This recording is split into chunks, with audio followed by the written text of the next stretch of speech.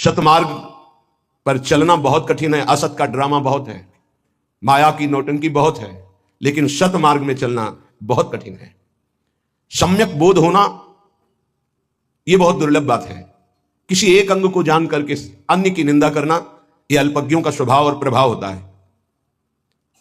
जहां प्रेम रस में प्रवेश पाने के लिए वेद का भी त्याग है, लोक की त्याग की क्या बात। वेदान्न पे संन्यास्ति, स्वयं भगवान की श्वासों से भगवान वेद का प्रादुर्भाव हुआ। वही भगवान श्री कृष्णचंद्र जी के रूप में कह रहे हैं, त्रिगुण विषया वेदा निस्त्रिगुण भवा अर्जुन। जहां वेद त्रिगुण के अंतर्गत की बात करते हैं उनका त्याग कर दो और त्रिगुणातीत हो जाओ, वेदातीत हो जाओ। सम्यक बोध ना होने के कारण वो एक सिद्धांत को पकड़कर अन्य सब की निंदा करने लगता है, वो अल्पज्ञ है। कहीं भी किसी भी सिद्धांत की निंदा करने की आवश्यकता नहीं, क्योंकि सब सिद्धांत, सब मार्ग, सब उपासनाएं उसी एक परमात्मा की हैं। अपनी उपासना को अपने लिए सर्वश्रेष्ठ मान करके तन्मयता पूर्वक उसमें लगो तो आपको पता चल जाएगा कि एक ही है जो अनेक रूपों में भास रहा है।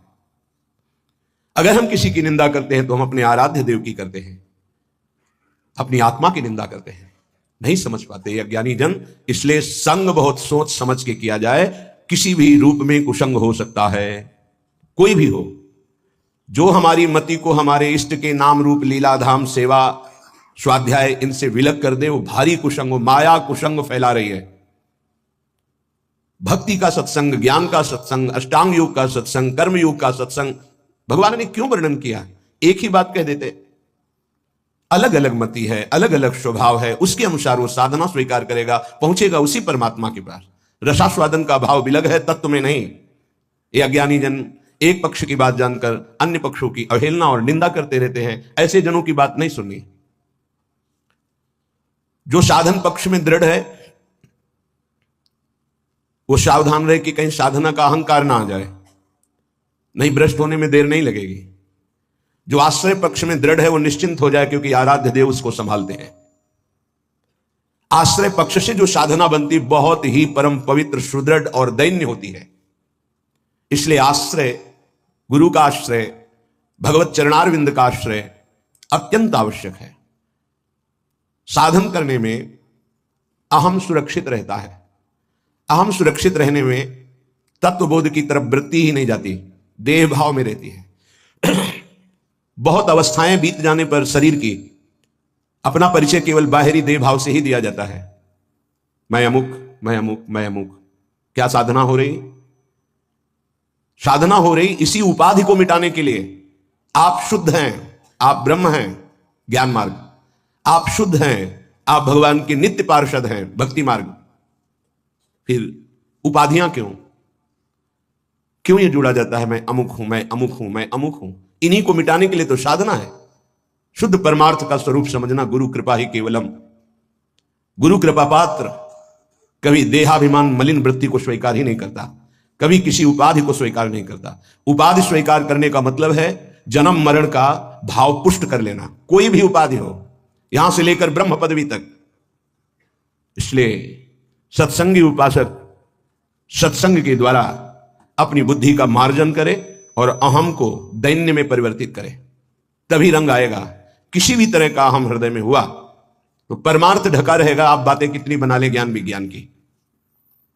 बड़े बड़े महापुरुष जब अपना परिचय बताते हैं तो सोच करके हृदय द्रवित हो जाता है। कैसे परिचय बताते हैं? हनुमान जी कैसा परिचय विभीषण से बताते हैं? असमय अधम सखा मोहू पर रघुवीर, ये बोल रहे हैं। जिन महापुरुषों ने अपना परिचय दिया, क्वाहम तुच्छा परम अधमा प्राणिहो गर्ह कर्मा, ये परिचय है। हम परिचय क्या देते हैं? उपाधियों का। ये उपाधि ही तो उपद्रव है, ये पदवियां ही तो परम पद से भ्रष्ट किए हुए हैं। जब तक हम कोई भी पद स्वीकार करते हैं शरीर भाव से तो परम पद का अधिकार खो देते हैं। पद मिलना अलग बात है, स्वीकृति करना अलग बात है। पद सेवा के लिए है, स्वीकृति परमात्मा की है। पद की स्वीकृति तो अस्वीकृति हो जाएगी परमात्मा पद की। एक सूक्ष्म विषय है। देखो महामहिम श्रीपाद प्रबोधानंद जी की आंतरिक स्थिति। सर्वसाधनहीनोपि, ये महिमा है। खैर मैं समस्त साधनों से हीन हूं। सत्संग का मनन कीजिए। ध्रुवदास जी कह रहे सबे अंग गुणहीन हो, ताको जतन न कोई, एक किशोरी कृपाते, जो कछु होई सो होई। सर्व साधनहीनोपि वृंदारण्यैक संश्रयः, यह कोपि प्राप्नुयात् देव राधा प्रिय रसोत्सवम। समस्त साधनों से मैं हीन हूं, पर मैंने एकांत भाव में वृंदावन का आश्रय ले लिया। एकांत भाव कहते हैं सिर्फ केवल वृंदावन का आश्रय, बस वृंदावन की कृपा से प्राप्नुयात् देव राधा प्रिय रसोत्सवम, मुझे श्री किशोरी किशोरजू की प्राप्ति हुई वृंदावन की कृपा से। आश्रय वृंदावन का लिया, ये बड़ी दुर्लभ बात है। धाम का आश्रय बहुत दुर्लभ बात है, इसका परिचय आपको प्रायः नहीं मिलेगा। धाम परम कृपालु है, जिसकी गोद में स्वयं प्रिया प्रीतम खेलते हैं। यदि धाम का आश्रय हो जाए, यहां आश्रय शब्द पर जोर दिया, संश्रय, आश्रय। वास तो किसी किसी को मिलता है, सौभाग्य।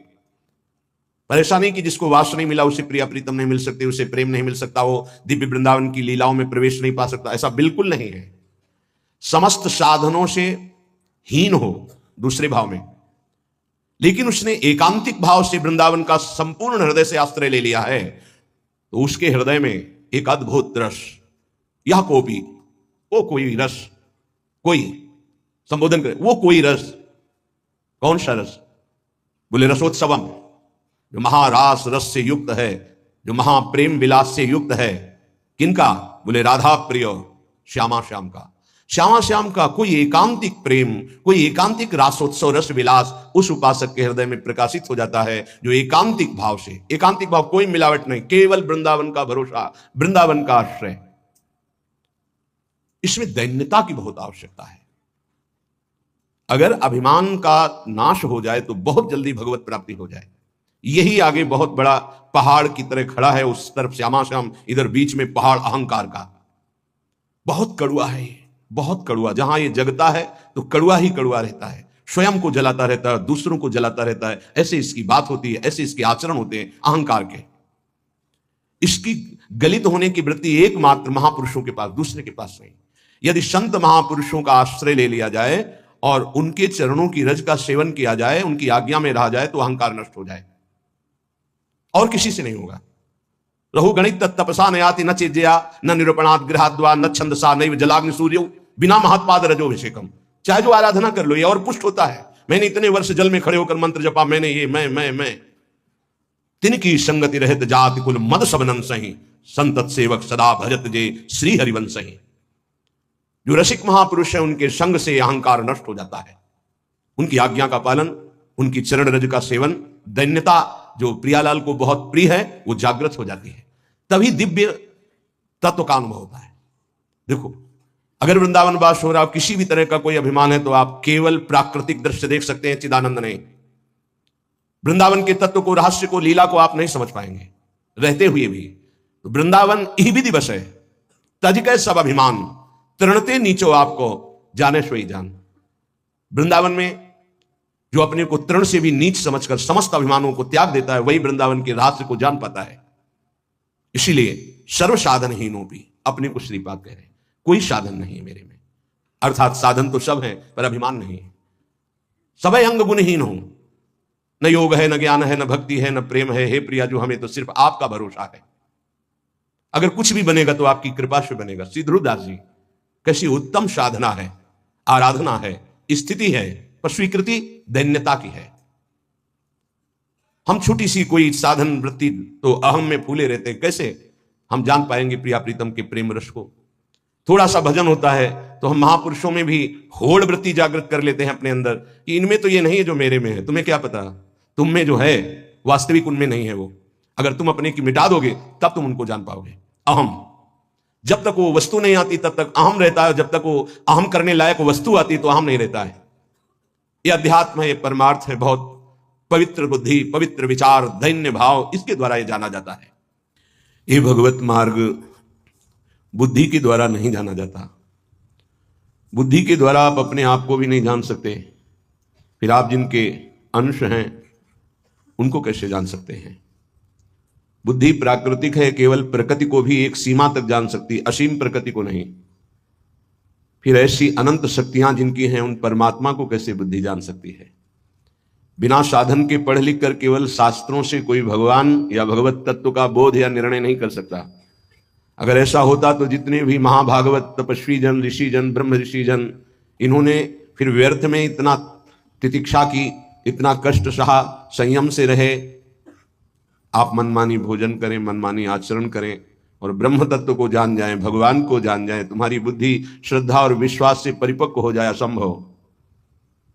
जब तक आपका किसी महापुरुष से आंतरिक संबंध नहीं होगा, जब तक आप किसी महापुरुष की आज्ञा में साधन परायण नहीं होंगे, तब तक आपकी प्राकृतिक बुद्धि परमात्मा तत्व का निश्चय करने की योग्यता ही नहीं रखती। भोगैश्वर्य प्रसक्ता नाम तया प्रहत चेतसाम व्यवसायत्मिका बुद्धि समाधौ न विधीयते, श्री भगवान के वचन है। जिसका चित्त भोग और ऐश्वर्य ने अपहृत कर लिया है, उसकी बुद्धि कभी परमात्मा प्राप्ति की योग्यता ही नहीं रखती, उसमें निश्चय ही नहीं हो सकता। और ऐसी बाहुल्यता है जो भगवान को भी एक कल्पना मानते हैं और माया की कल्पनात्मक वृत्ति को सत्य मानते हैं। इसलिए उपासक सावधान, जो श्री भगवान के तत्व को नहीं जानते, जो श्री भगवान की महिमा को नहीं जानते, जो श्री भगवान को नहीं मानते, हमें उनमें भी भगवत भाव करके उनसे दूरी बना के रखनी है। शरीर भले समीप रहे किसी संबंध के कारण, लेकिन चित्त केवल चित्त चोर प्रभु को दे, तभी जीवन सार्थक हो सकता है। नहीं तो माया ने ऐसे पर्दे लगा रखे कि आपको भ्रम हो जाएगा कि भगवान है भी कि नहीं। ऐसे भ्रमात्मक पुरुषों का संग अपने सतमार्ग में बहुत बड़ी बाधा खड़ा कर देगा कि आराध्य देव पे ही संशय हो जाएगा, और संशयात्मा विनश्यति, उसका पतन निश्चित हो जाता है। क्योंकि इस फिसलन वाली माया में कोई रोकता है तो विश्वास ही कण कण में विराजमान, सर्वत्र विराजमान परमात्मा को प्रकाशित कर देता है। विश्वास जितना दृढ़ होता जाएगा उतना ही परमार्थ पुष्ट होता जाएगा।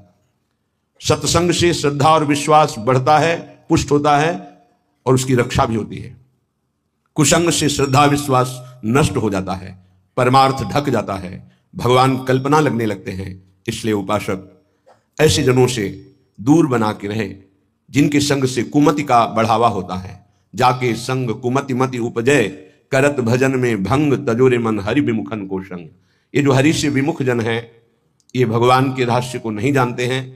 क्योंकि भगवान के रहस्य को जानने के लिए भगवान में अभिन्न होना, संसार के रहस्य को जानने के लिए संसार से भिन्न होना अत्यंत आवश्यक है। तो संसार में अभिन्न होकर भगवान से भिन्न भाव रखकर कभी कोई नहीं जान सकता, न संसार को न श्री भगवान को। ये सिद्धांत है। संसार को जानना है तो इसका त्याग करके जाना जाता है, और भगवान को जानना है तो तन्मयाः अभिन्न होकर जाना जाता है।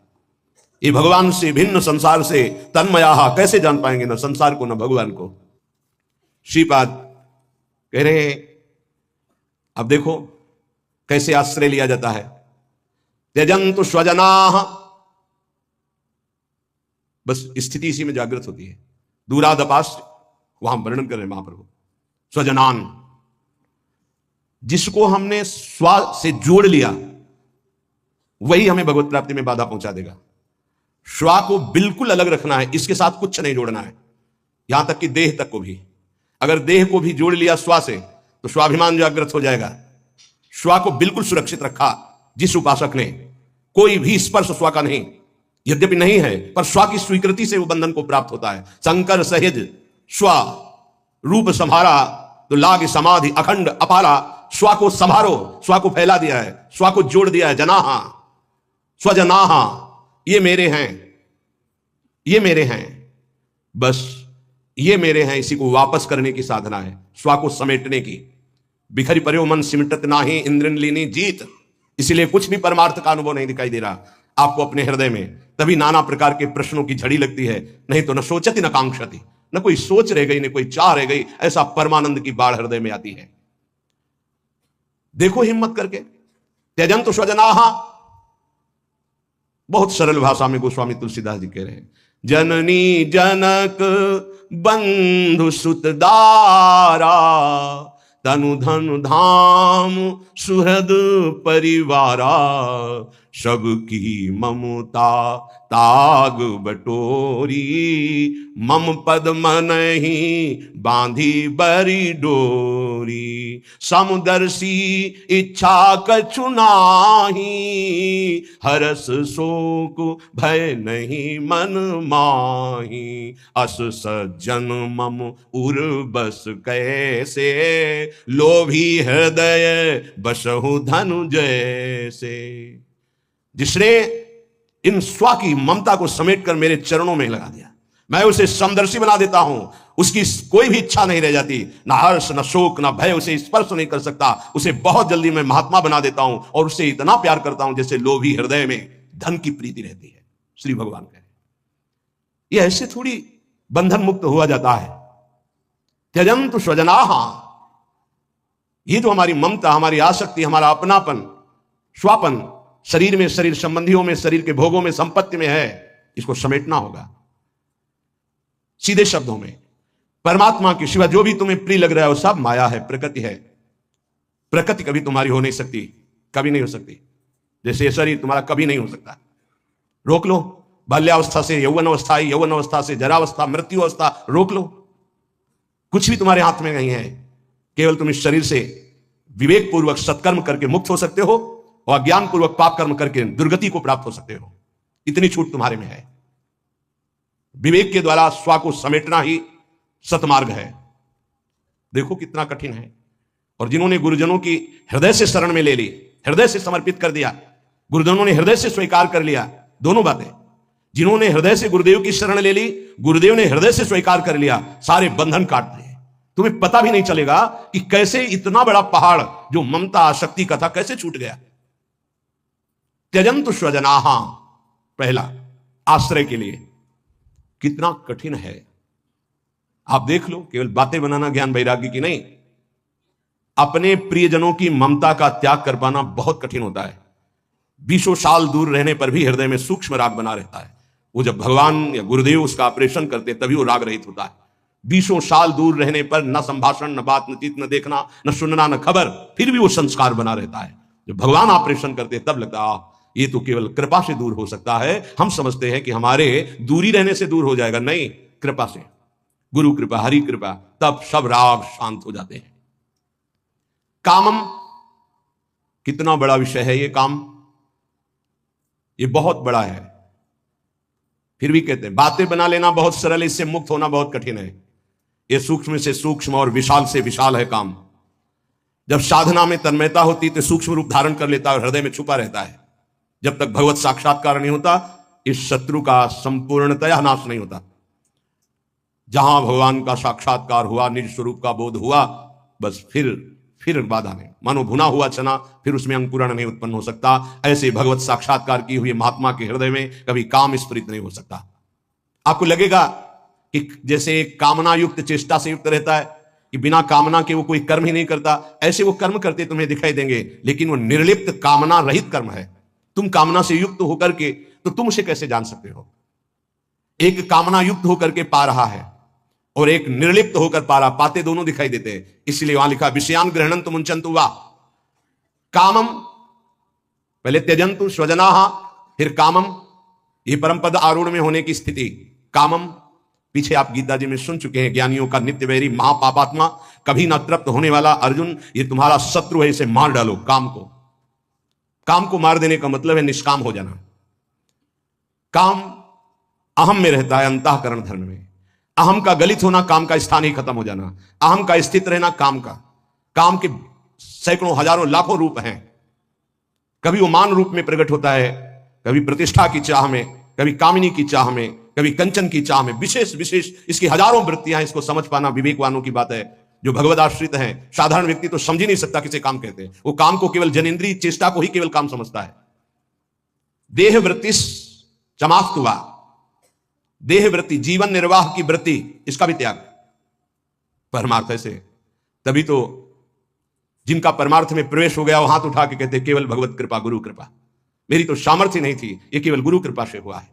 देह वृत्ति के निर्वाह की भी वृत्ति का त्याग, काम वासना का त्याग, समस्त कामनाओं का त्याग, स्वजन संबंधियों की राग वृत्ति का त्याग।